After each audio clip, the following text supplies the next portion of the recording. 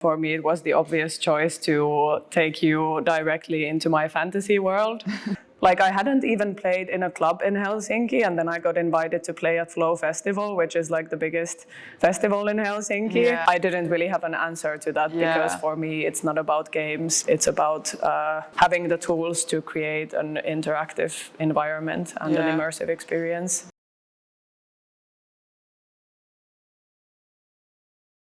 Thank you very much for joining me in the first episode of Behind the Unexplained.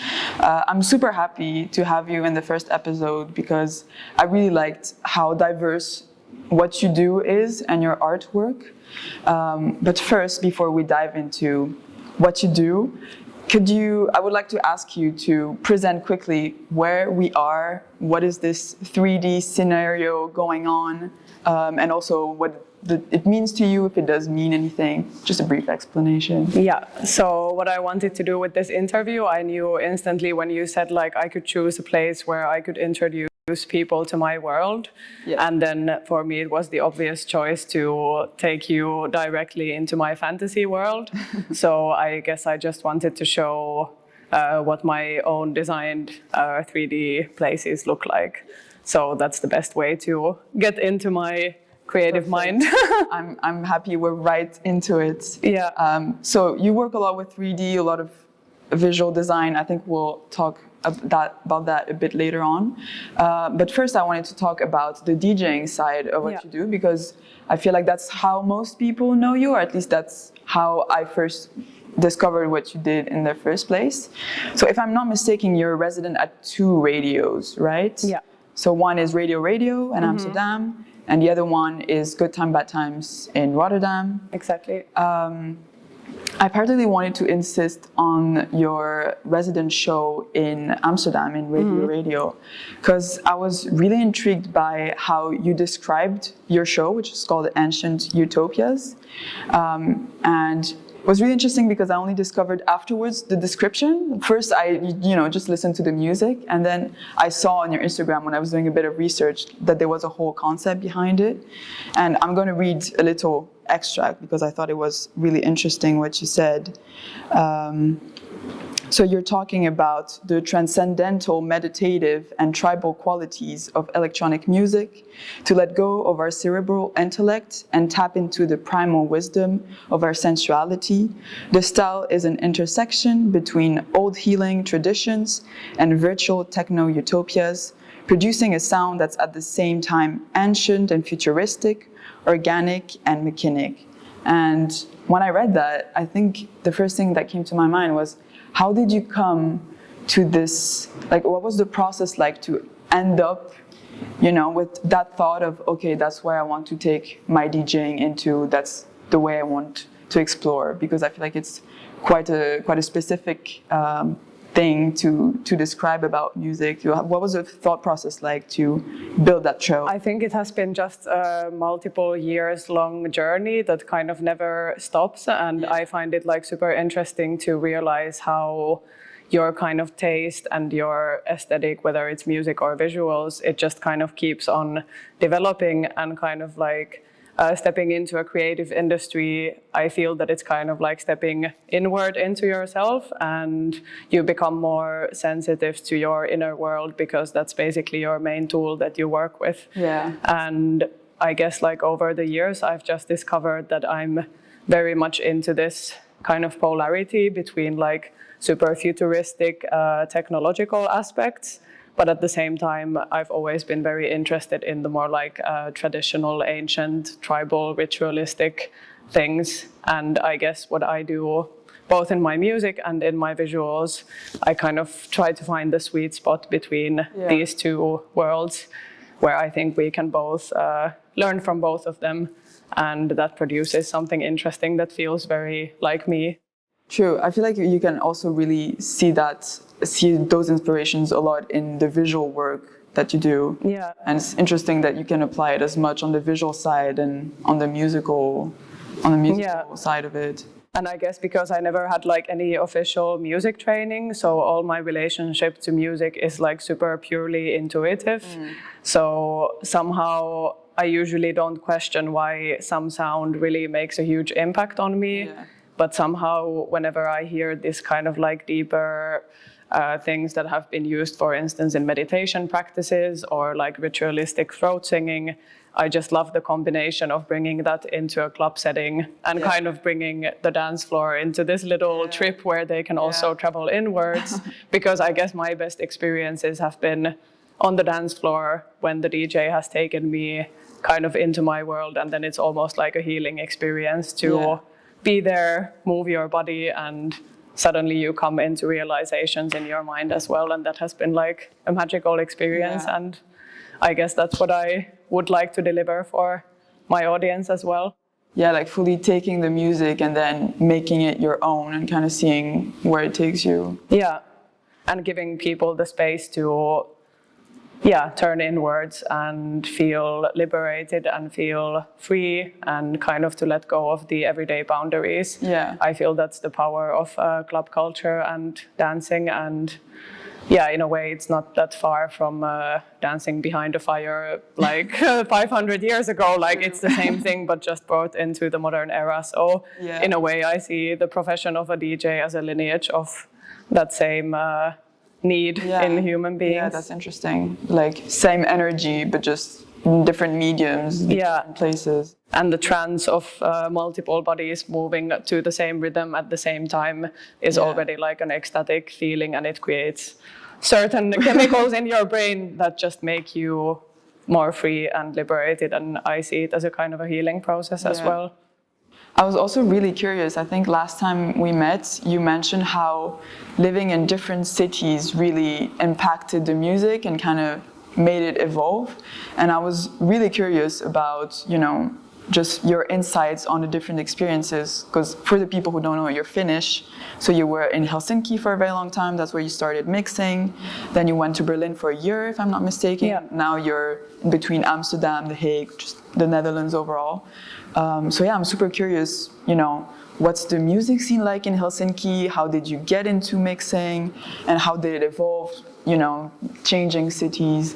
Yeah, so I think my introduction to electronic music indeed definitely came from Helsinki. And what I feel is unique or special about the Helsinki electronic music scene is the very kind of like DIY attitude. There's a lot of underground parties and there's beautiful nature. So there's a lot of forest raves, which are amazing. And then also just a lot of open air parties during the summer. So I feel the citizens are like very mobilized in just kind of creating your own little scene.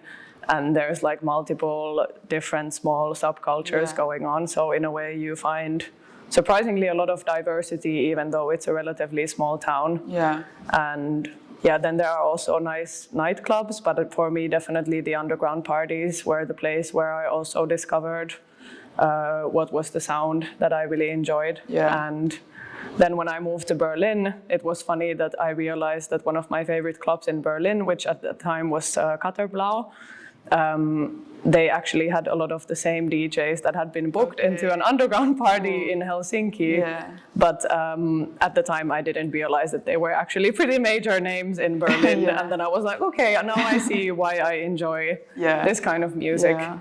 So in a way, moving to Berlin felt like musically kind of coming home, because I feel that I went to the source of what I had already been liking, but I just didn't know the magnitude of to what extent it exists. Yeah. And then as in terms of sound, I feel Helsinki in general is more kind of like techno vibe and a little bit more like bunker style, which maybe comes from the long dark winter and the whole like Nordic noir atmosphere. So it kind of fits. And then I feel Berlin can be way more melodic and somehow like more organic, or at least for me, that's what I discovered in Berlin. But it's a huge city, so I believe that every subculture has its own scene. Yeah.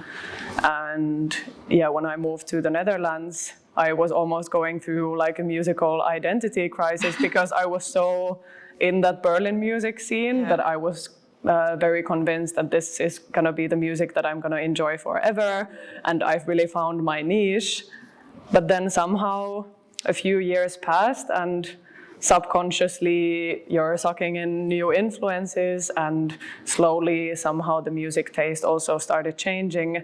And I feel what Netherlands has impacted me with is more like UK garage, a lot of like bass, and maybe a bit more like industrial, in general a bit more like hardcore vibes, but not necessarily in terms of speed, but in terms of the texture and the aesthetic. Okay, interesting. So yeah, that has definitely made a huge impact on me, and now I'm, all these little parts I still keep in my style, but it just becomes more me in a way, because the more influences I experience, the more kind of puzzle pieces I have to create my own kind of style. So definitely each country has had a huge impact on developing the sound that I like nowadays. And are there new cities that you kind of want to explore in terms of sound, where you're like, oh, you know, this city looks like has an interesting scene and that you would like to explore? I would definitely love to go to Tokyo or somewhere like super far away, because at least one of the main reasons why I wanted to become a graphic designer were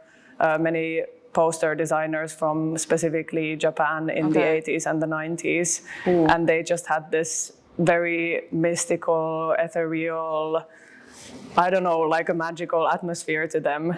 And that's how I ended up studying graphic design. So I hope, if the visual aesthetic is there, I do believe that there is a musical aesthetic that kind of reflects on that. And some of my favorite ambient comes definitely from Japan. So okay, cool. It is a mood. And I was wondering, what was your musical background like when you started mixing? Was music present in your home, in your childhood, or was that something you discovered later on, kind of on your own or with friends? Well, as a small kid, I did play like instruments. I played the piano, and then as a teenager, I played the drums. And but I never really got into like playing in a band or performing, so I didn't really see myself as a musical person. But then how I got into like DJ mixing, I guess I was just always obsessed with creating the perfect playlist. And even if everything else in my life would be messy, like all my playlists would be super organized, and my Pinterest boards would be like super organized. So those were just like my little worlds and passions that I enjoyed. And then my friend just thought that I always had such good tracks at house parties, like, hey, can I get the aux cable? Can I play this track? Oh my God, you have to hear this one. So then he was like, hey, you should really DJ since you're so enthusiastic of kind of discovering music and sharing it with people. And then we got like a cheap secondhand controller, and it kind of took off from there. And how old were you at that moment? I was, how old was I? I was 24, I think. Okay. Yeah, but it's funny, even at that time, I thought that I'm already too old to start DJing, which now looking back seems like a very funny thought. But I think many people have this like unnecessary barrier to get into the industry because they feel that it's like too late. Or they missed out on their time. Or especially some women might feel intimidated that it's like a very male-dominated industry and they feel shy of like getting into it. But once you get into it, then you realize that it's never too late to start creating. Is that something you experience, like, you know, maybe feeling a bit too old, or just what you were mentioning, like the male-dominated kind of sector? Is that something you kind of struggled with, or you were just like, you know what, fuck this? I think it like affected my attitude. Like for a long time, I didn't aim to even perform for an audience. Like I did it purely for my own pleasure, and I uploaded my mixes on SoundCloud, but then eventually I started getting all of my DJing opportunities directly through SoundCloud, and I was making guest mixes like in many different countries, in like Turkey and other places in Asia, and I was kind of overwhelmed, like, can this really like be happening? But it's super cool. So, and then only after that I started actually playing live in Helsinki as well. But then I somehow had this like inner confidence that I've already been doing a lot of stuff. So I somehow felt that I really like my own music, and that's what matters. Like I didn't care so much whether other people would like it, because it was really so enjoyable for me. Fair. Yeah. You're just like, I'm having fun. It doesn't matter anymore. Yeah, and I feel as a DJ, if you're having a lot of fun, the audience will also have fun, because they just kind of get your energy and you really share the vibe together. So it's so interesting what you're saying. Like, it must be so overwhelming to go from, you know, just putting your mixes on SoundCloud, kind of doing that for yourself, and suddenly going abroad and doing guest mixes and, you know, going to other countries. It sounds like so crazy. Yeah, and like my first, like I hadn't even played in a club in Helsinki, and then I got invited to play at Flow Festival, which is like the biggest festival in Helsinki. Yeah. And that was completely insane, and I was like, how can this be happening? But like the programmer just liked my mixes. Nice. So then on that summer I was then suddenly playing at 2 festivals, and it was a little bit nerve-wracking to begin with, but then they went like super nicely and I got more opportunities. So building up your confidence slowly. I also wanted to talk about the more visual art that you do, because I feel like that itself is already so diverse, because you do a lot of 3D recently, but also just more like, let's say, classical graphic design and a bit of photography and videos also. So I was just wondering, what have you been exploring or experimenting lately? What direction you're taking with that? Yeah, so lately I've been getting more and more into 3D. So I guess like after graduation, you're still like, you have this pack of knowledge and tools, and you do a little bit of everything, because you're still maybe discovering your style in the professional field. And the longer I've kind of had my own company, the more I realized that somehow 3D is really compelling to me, because I really like how you can be the architect of your own imagination there. And once you get the hang of the tools, you're really free to create anything that you want. And I feel it's one of those mediums where I can combine so many of my passions, which are like, for instance, 3D creation in general, music, storytelling, cinema. So I guess my main passion is kind of creating atmospheres and stories. It's not about like one specific medium or one specific topic even necessarily, but it's to give people this immersive experience. So in that sense, it's a little bit similar what I want to do with my DJing, also with my visual design. I just want people to be sucked into an experience that hopefully will be a somewhat transformative experience, whether it's a political topic or whether it's like more visual work. True. And I feel like also having this diversity helps so much in providing that immersive experience, because you can throw things at people on like so many levels that it's really powerful. And I guess in terms of topics, like having done business school before an art school was definitely a big impact on my interests.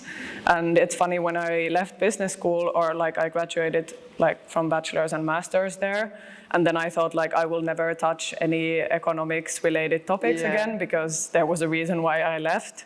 But then funnily enough, having studied graphic design, I found myself getting back into the topics of like capitalism and economics, and also like new technologies, how they are kind of transforming the way we relate to each other or relate to our environment, or how they are transforming basically our brains. And I was a little bit, or not little bit, critical of that, but I guess I'm always trying to look at our technologies through a critical lens, and being somehow conscious of like how I want to relate to those technologies, so that you're still a master of your own world instead of letting the technology be a master of yourself.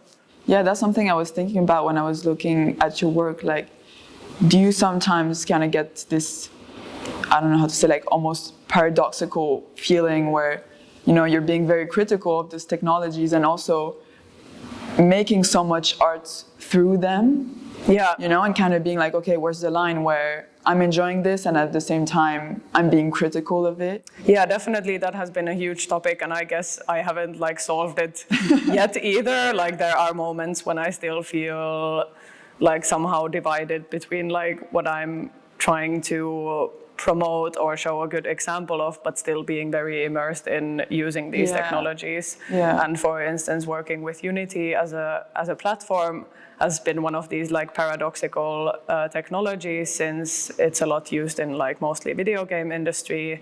And I'm quite critical of how they can be designed to be so extremely addictive, even though I myself never played video games, but I've known many people who have been like negatively addicted to them. So, and some of my professors were asking like, okay, so what's your stance on using a gaming platform? And I didn't really have an answer to that, because for me, it's not about games. It's about having the tools to create an interactive environment and an immersive experience.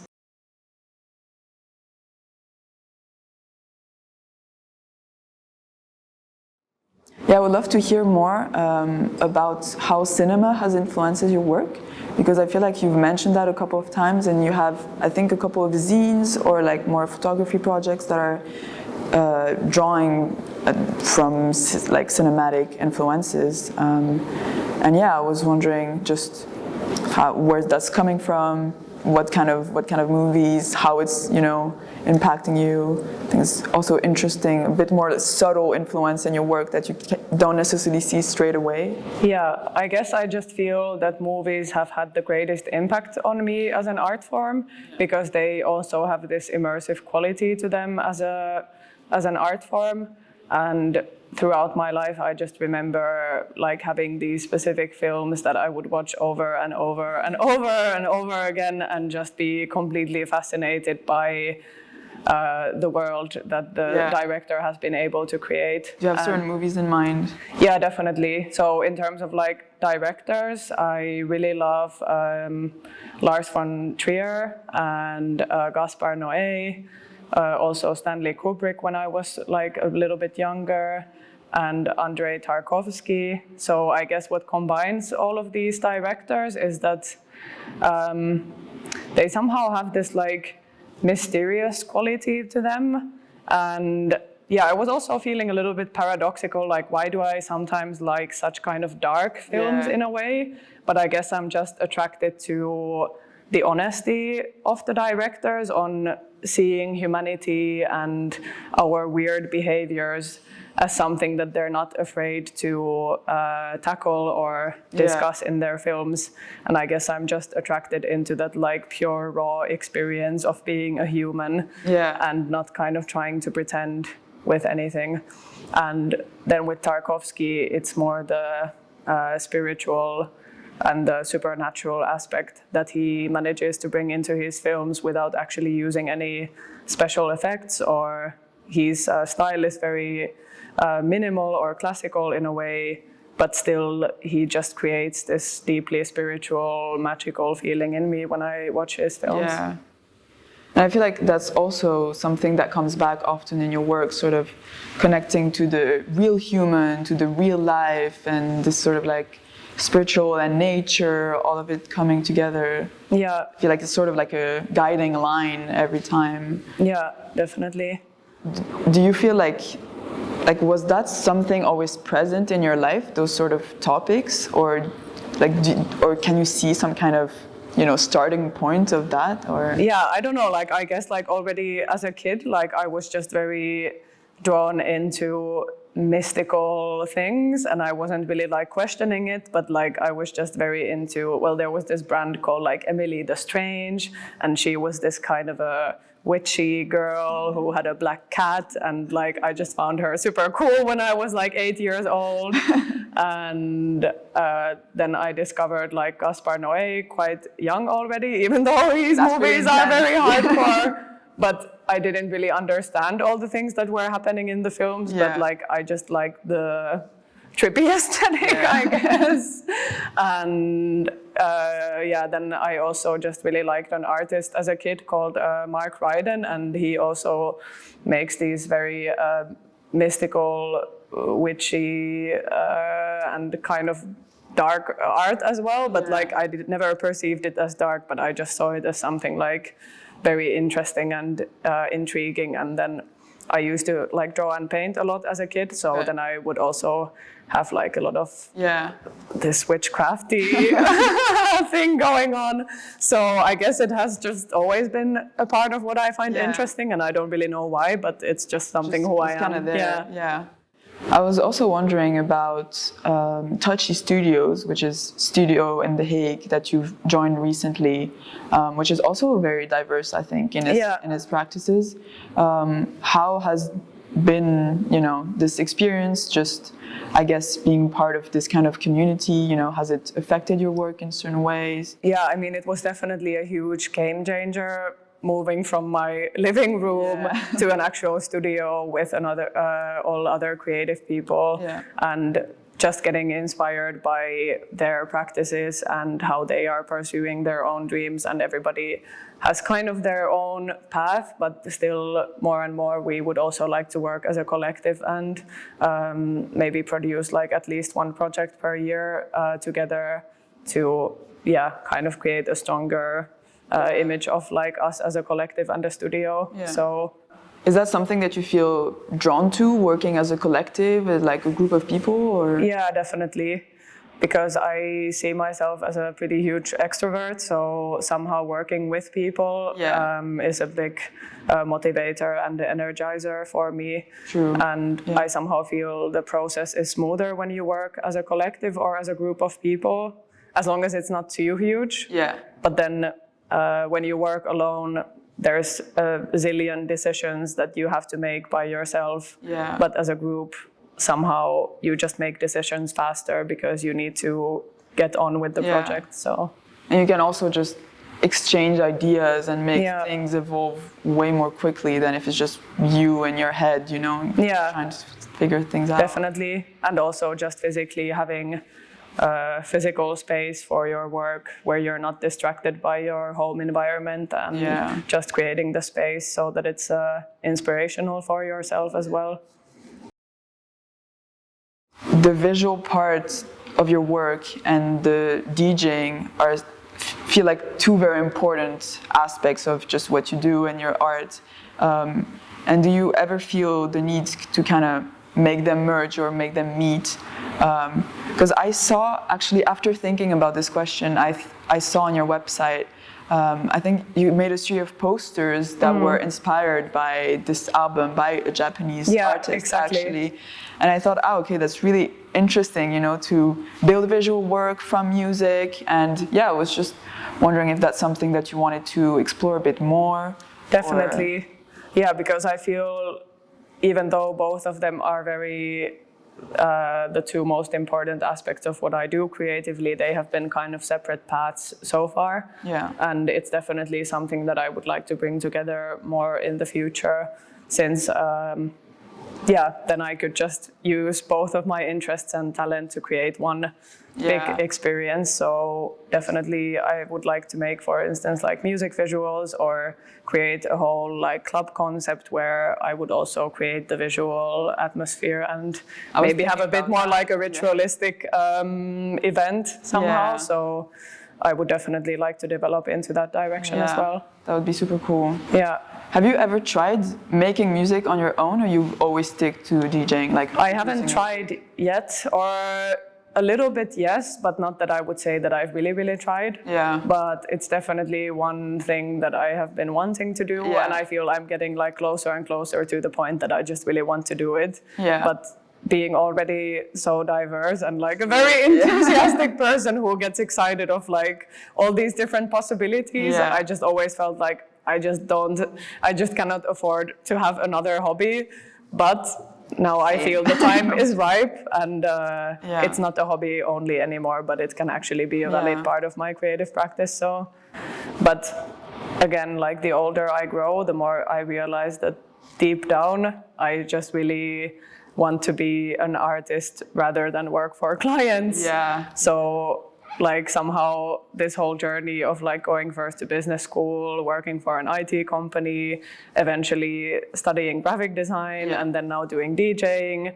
And I feel that it's just a process that maybe at one point in my life I will just find myself hopefully being an artist before I've let go all of these like societal expectations of like having a proper job or something. do you manage to find a balance between, you know, doing works that just pay the bills and working for clients, and also just experimenting yourself what you truly want and kind of letting go of any, you know, monetary expectation?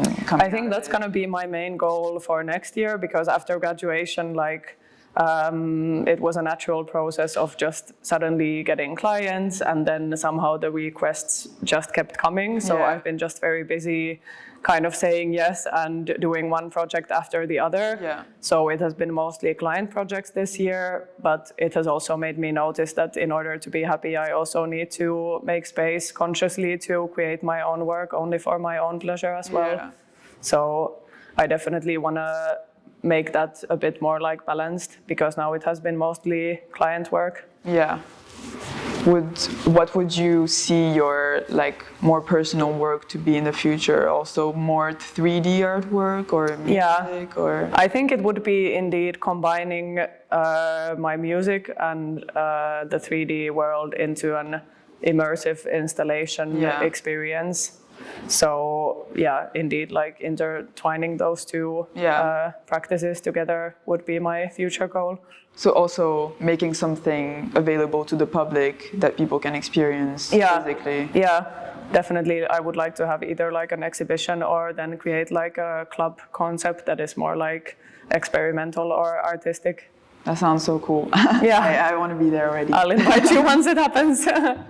Do you get ever frustrated of, you know, just not really fitting into any of those boxes and kind of just going many different ways, but also somehow maybe not feeling like you can go truly in depth in any of them? Is that something that's been frustrating or just more rewarding than anything else? I mean, it has, like, especially when I was younger, I somehow had this idea that you have to choose a career and you have to choose a profession that's easily explainable in LinkedIn or in your business card. But somehow the longer I've lived, the more I've let go of that expectation, because I also feel that it's more for other people so that they can define you in an easy way. But in a way, I also like to protest against like putting myself into a box, because I believe every human being is like incredibly diverse, and if you just let all of your enthusiasm go free, it doesn't have to take away from the kind of depth of what you can create. Because I'm not aiming to become super technically advanced in any one specific thing, but I feel by exploring my interests, I can develop kind of depth of what I want to give. I feel like it sort of comes back to what you were saying before of just the intuition and the immersive experience, and not necessarily diving too deep in the technical part. And I experience when I work with another medium, I sometimes have these realization moments that reflect into another medium, that I somehow learn something that benefits the other things that I do. So I believe that they all somehow work hand in hand. Just building bridges in between all of them. And I guess over time, maybe naturally, I will then narrow down what I do, but I've kind of let go of the idea that I have to force that process somehow. Like, I'm just trying to trust the process and let things happen and follow my intuition. So just see what you're being called by. I think then you can never go wrong if you just be true to yourself.